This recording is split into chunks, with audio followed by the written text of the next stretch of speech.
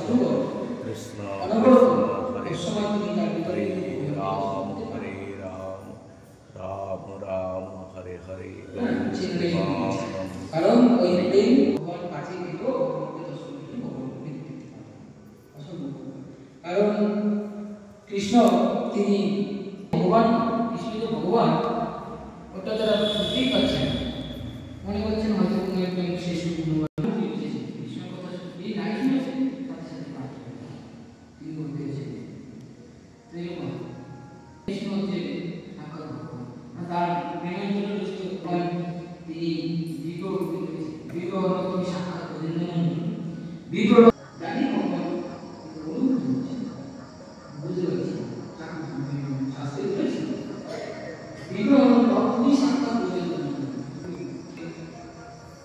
সাক্ষাৎ কৃষ্ণ সাক্ষাৎ বিগ্রহ বিগ্রহকে যদি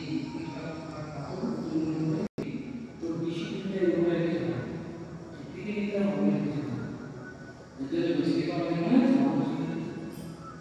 কারণ সেই যুক্ত হয় যেদিন সেই